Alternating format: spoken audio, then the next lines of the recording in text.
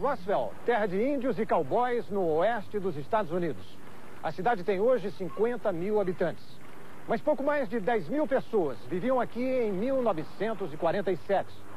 Na noite de 4 de julho daquele ano, alguma coisa extraordinária aconteceu nesta cidade. É um mistério que permanece até hoje. No centro da cidade de Roswell, há sinais como este. São indicações para o tráfego por causa das obras nas ruas. Nas placas aparece sempre um disco voador e um ET simpático. A cidade tem 2 museus. São fotos, bonecos, exemplares dos jornais da época e até a reconstituição, com muita liberdade, é claro, do desastre que teria ocorrido aqui com um disco voador. Isso mesmo. Roswell reivindica o privilégio de ser a primeira cidade no planeta a testemunhar que discos voadores existem. Tanto existem que parte de um deles teria caído aqui, nesta fazenda, pertinho do centro da cidade.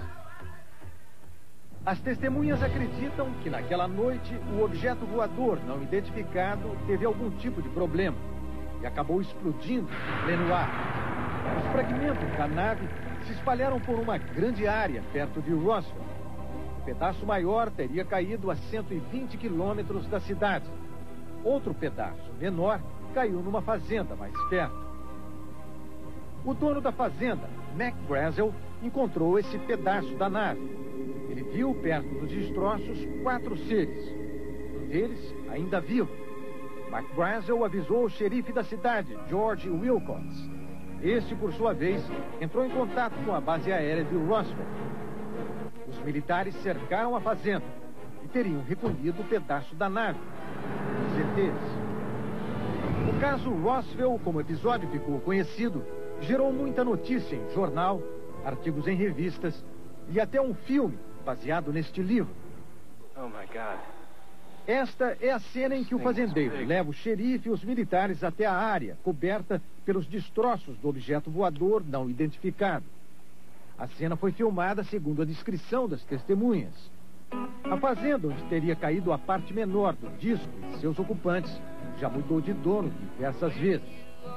Em meia hora de carro se chega aqui. Para entrar, precisa autorização da dona, a moça da caminhonete. Foi Sheila Korn quem me levou para o lugar que ela chama de ponto de impacto. Esse aqui é o lugar onde muita gente acredita caíram os destroços do disco voador. Exatamente aqui onde eu estou. E ali estão 2 marcas. Uma delas seria o lugar onde um dos ocupantes do disco foi encontrado sem vida. Um outro foi encontrado neste outro ponto, segundo Sheila Korn.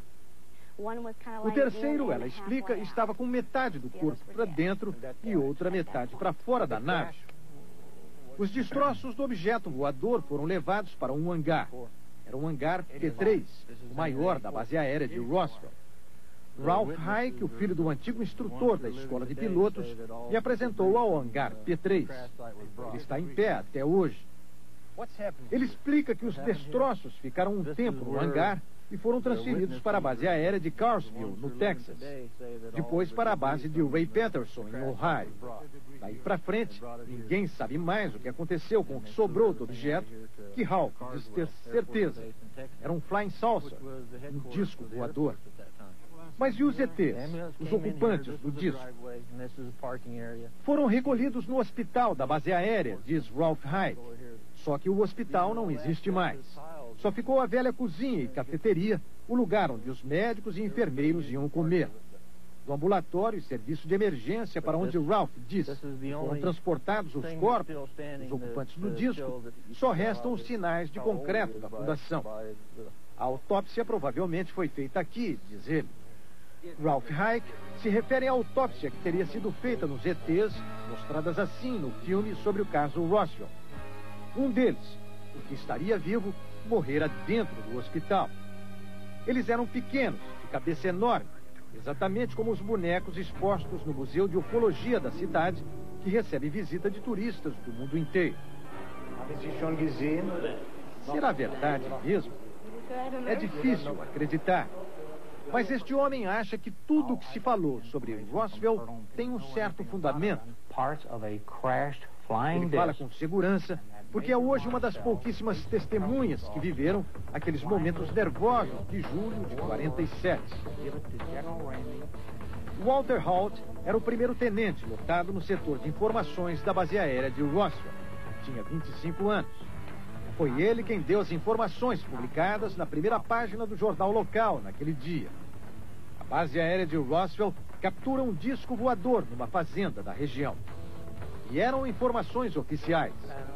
O meu único trabalho nessa história toda foi distribuir o press release, diz ele, o comunicado da base aérea que falava do encontro de partes de um disco voador e as providências que estavam sendo tomadas.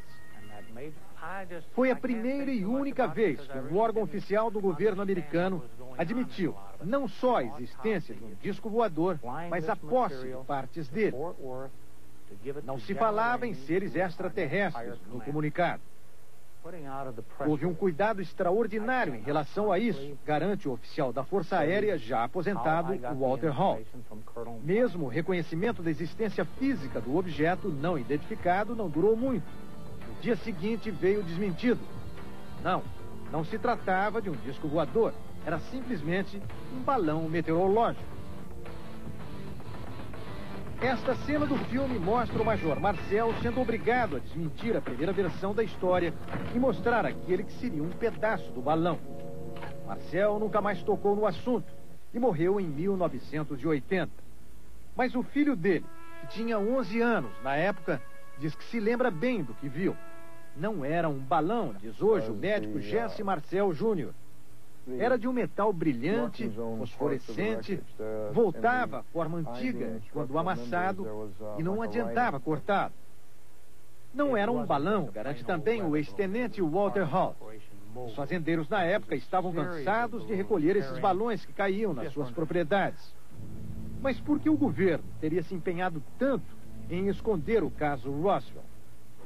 John Price, diretor do Museu Enigma de Objetos Não Identificados, acha que havia medo de pânico na época. A guerra havia terminado há apenas 2 anos. Muitos anos depois, o governo americano mudou a versão do balão atmosférico, afirmando que se tratava de um aparelho de detecção de radar, acoplado no balão, um equipamento de espionagem da União Soviética. Eles confessaram que mentiram da primeira vez. E quem garante que não estão mentindo agora também? O mistério de Roswell está longe de ser desvendado. O governo americano diz que discos voadores não existem e parou de realizar investigações nesta área em 1969.